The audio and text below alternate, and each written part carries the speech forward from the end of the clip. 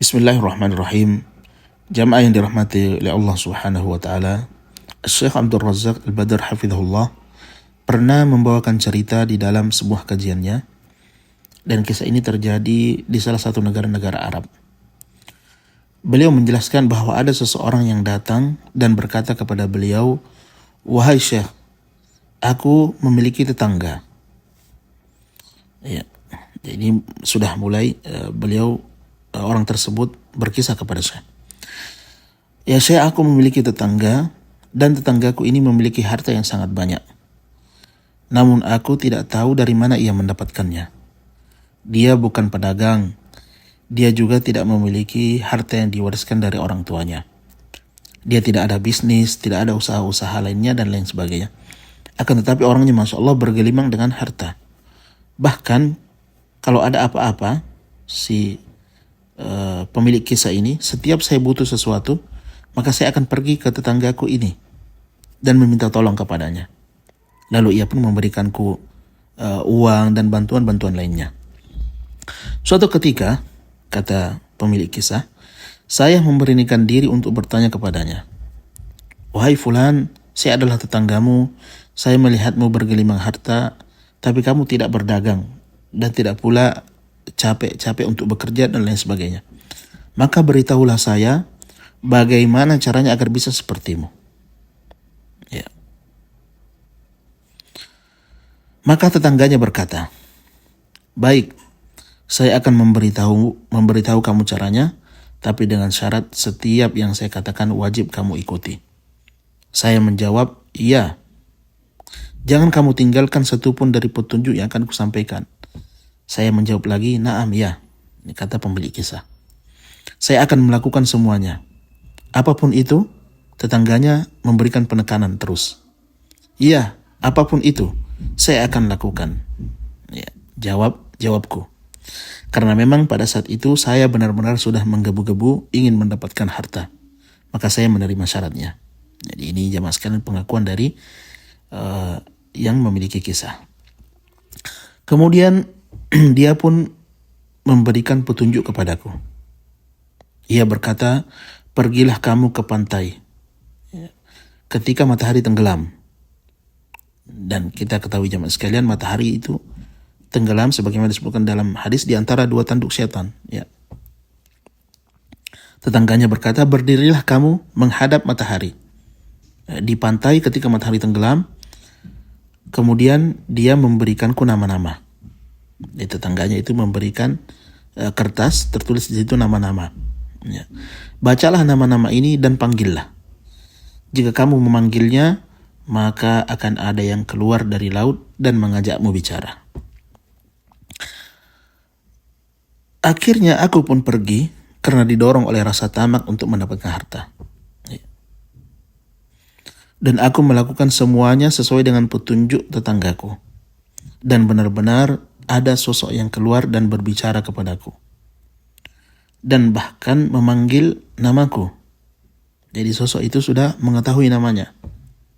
Ya, namanya persis. "Wahai fulan, aku akan memintamu melakukan beberapa hal dan kamu jangan meninggalkan satupun darinya." "Baik, saya tidak akan meninggalkan satupun." Ini kata pemilik kisah. Kemudian ia bercerita, hal pertama yang ia minta adalah agar aku meninggalkan sholat. Jadi perintah pertama langsung, aku disuruh meninggalkan sholat. Tapi alhamdulillah di antara nikmat Allah Subhanahu wa taala, aku dari kecil sudah rajin sholat. Aku selalu menjaga sholat dan aku tidak pernah berpikir bahwa suatu saat nanti aku akan meninggalkan sholat apapun yang terjadi. Jadi jamaah sekalian, ini adalah salah satu keutamaan menjaga sholat sejak kecil. Ya. Seorang itu apabila menjaga sholat sejak kecil, maka seolah-olah sholat itu sudah menjadi hal yang sangat prinsip bagi dia, di mana dia tidak akan pernah meninggalkannya. Dan kita tahu firman Allah Subhanahu wa taala, "Innas salata tanha 'anil fahsya'i wal munkar." Sesungguhnya salat itu menjaga seseorang dari perbuatan keji dan mungkar. Dan firman Allah, "Wasta'inu bis sabri was shalah." Jadikanlah salat dan sabar sebagai penolongmu. Ya. Lanjut ke kisah. Aku pun berkata kepadanya, aku tidak akan pernah meninggalkan sholat. Ya, kata pemilik kisah tersebut kepada sosok yang muncul dari laut. Jadi ia menolak untuk mengikuti perintahnya. Ya. Karena masih ada kekuatan dan keimanan di dalam hatinya. Karena dia termasuk orang-orang yang dari sejak kecil menjaga salatnya. Tiba-tiba setelah aku menolak perintahnya, keluar suara yang sangat keras. Kemudian sosok itu mundur dan tiba-tiba pergi. Lalu ketika aku pulang ke tetanggaku, dia benar-benar dalam kondisi yang sangat-sangat marah. Karena dia telah diganggu oleh syaitan-syaitan, karena telah mengirim orang yang salah. Dia telah mengirim orang yang tidak taat dan tidak mau mengikuti perintah dan lain sebagainya. Jemaah yang dirahmati oleh Allah Subhanahu wa taala, inilah cerita ini langsung disampaikan oleh orangnya sendiri kepada Syekh Abdul Razak hafizahullah taala. Dan beliau Syekh sengaja menceritakannya kembali kepada hadirin yang hadir di majelis beliau agar kita bisa menempatkan pelajaran, yaitu bahwasanya para jin dan setan tidak akan mau membantu manusia kecuali dengan syarat jika manusia mau melakukan kesyirikan dan kekufuran. Ya. Ini sudah hal yang diketahui ya oleh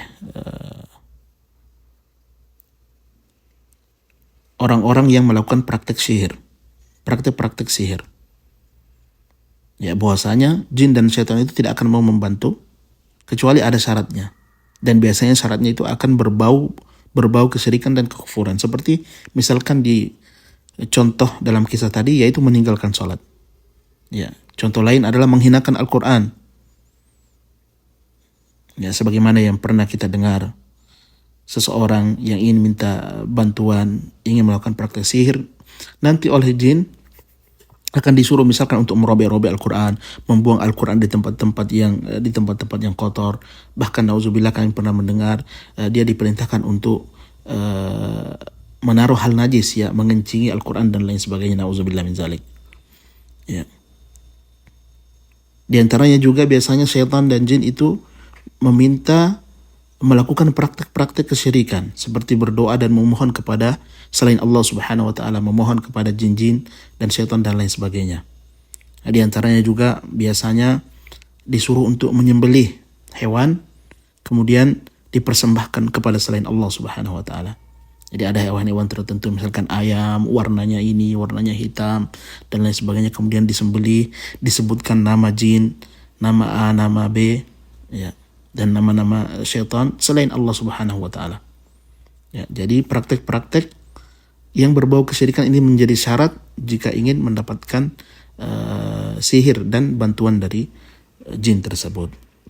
Maka para ulama jamaah sekalian menjelaskan bahwa barang siapa yang melakukan praktek sihir maka ia telah berbuat kesyirikan.